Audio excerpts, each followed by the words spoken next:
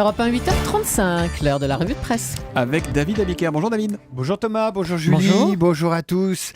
À la une de vos journaux ce matin, une pilule à 50 milliards, une pilule à faire avaler aux députés socialistes qui vont avoir du mal à digérer le plan d'économie de Manuel Valls. Rigueur, les petits pas de Manuel Valls, titre Libération. Comment répartir la rigueur, se demande la Croix. Valls contraint de négocier avec le PS, ça c'est le Figaro. Le Premier ministre n'a que peu de marge de manœuvre pour satisfaire sa majorité qui renacle à avaliser son plan de 50 milliards d'économies, résume l'opinion. Dans avaliser, vous voyez, il y a avalé. Bref, la pilule va se transformer L'étymologie selon Abiker. Progressivement en couleuvre, et il n'y a guère que l'humanité pour trancher le débat entre l'austérité ou la justice sociale. La gauche n'a pas à hésiter. Alors il y aurait bien une façon de sortir de l'austérité, c'est de faire marcher la planche à billets, tout le monde hésite à le faire. Ce que n'ont pas hésité en revanche à faire les faux monnayeurs qui arrosaient la Lorraine, c'est la une du Républicain. Laurent, il distribuait comme ça des billets de 100 €. Et puisque l'économie tire la langue, il faut surtout ne pas rater ce matin la une de l'équipe à quelques heures de la monstrueuse demi-finale qui opposera ce soir le Real Madrid au Bayern de Munich en demi-finale de la Ligue des Champions. Ils se sont amusés à l'équipe. Ronaldo crie déjà victoire, vous le voyez comme ça, triomphant. Et puis derrière, il y a Ribéry qui tire une langue, mais absolument longue comme le bras, comme ça, c'est abominable. David, autre une, celle du Parisien aujourd'hui en France, où le rap dérape. Le Parisien aujourd'hui en France revient sur la rivalité musicale entre les rappeurs Booba et Rof, laquelle a viré lundi au règlement de compte, vous le savez, dans une boutique des Halles où un vendeur de 19 ans a été frappé puis hospitalisé. Il fut un temps où les rappeurs français se contentaient de boxer avec les mots, se désole Mathieu Croissando du Parisien dans son édito, avant de souhaiter bien du courage à ceux qui voudraient expliquer maintenant qu'au-delà des excès, le rap est une culture à part entière. Et le Parisien de convoquer des experts en rapologie, des rapologues, pour décortiquer des mois et des mois d'agressions verbales par chansons et réseaux sociaux tweetés interposés.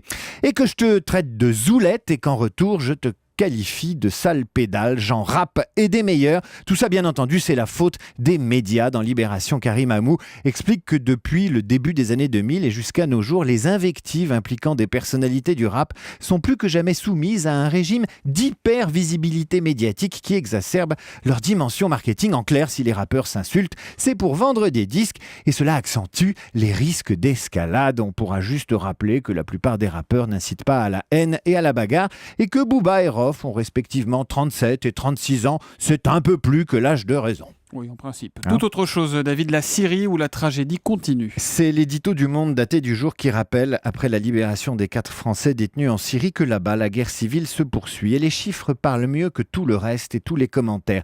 Au bas mot, indique Le Monde, 150 000 personnes ont péri et près de 3 millions de Syriens sur une population de 22 millions ont fui à l'étranger. Et Le Monde met en garde contre l'effet boomerang que risquent les pays occidentaux quand le conflit cessera, s'il cesse, lorsque sonnera l'heure du retour en Europe des milliers de jeunes extrémistes partis combattre au nom du djihad. La Syrie fait également la une du Figaro avec la photo d'un enfant dans un bidonville. En fait, c'est pas un bidonville, c'est un camp de réfugiés. Les Syriens réfugiés au Liban qui représentent aujourd'hui un quart de la population libanaise. Un vrai choc démographique qui constitue un danger existentiel pour le Liban, selon son président Michel Sleiman. On quitte la Syrie et le Liban pour aller en Hollande. C'est la polémique qui enfle aux Pays-Bas, nous raconte Les Échos à l'occasion de la Première mondiale le 8 mai prochain. Dan, pièce de théâtre qui comportera pour la première fois de larges fragments du journal d'Anne Frank. On parle de polémique parce que la promotion de la pièce s'accompagne d'une débauche de marketing et de communication. Une affiche géante qui couvre un gratte-ciel dans le quartier de la Gare d'Amsterdam.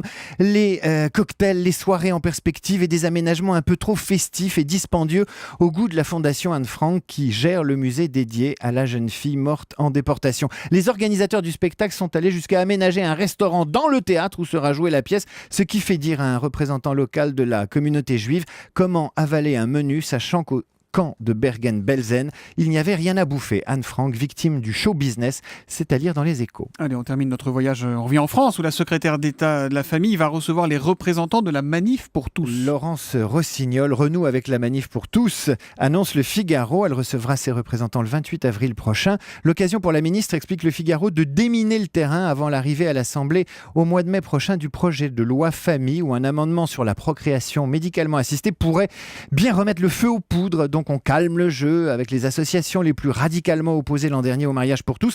On arrondit aussi les angles sur le statut du beau-parent que certaines associations familiales ne voient pas d'un très bon œil. Et puisqu'on évoque la famille, le mariage, bref, les valeurs, il faut jeter un œil dans le Figaro aussi à la synthèse des travaux du sondeur Jérôme Fourquet et du démographe Hervé Lebras qui explique qu'en 30 ans, la gauche a progressé là où les pratiques religieuses ont diminué en France. À noter aussi qu'il n'y a aucune corrélation, selon eux, entre les régions très catholiques et le vote d'extrême droite, ce qui remet en cause pas mal d'idées reçues. On termine, David, avec l'entreprise française où il fait si bon travailler. Alors moi je pensais que l'entreprise française la plus agréable à vivre et à travailler c'était Europe 1. Bah oui, c'est ça, non? Ah ben non. Parce que vous avez payé vous-même votre banane, j'imagine. C'est On ne vrai. vous l'a pas offerte. C'est Hein. vrai. Bon, Non, c'est vrai. votre banane, vous l'êtes payée. L'entreprise où il fait le mieux travailler, le meilleur travailler en France, elle est dans un J'aime bien garder palmarès. la main sur mes bananes. Tiens, vous avez Je raison. délecte pas. Hein. Je vous la piquerai de ces jours. L'entreprise où il fait le mieux vivre, où il fait bon vivre en France, elle s'appelle Davidson Consulting, société de services informatiques basée à Boulogne-Billancourt.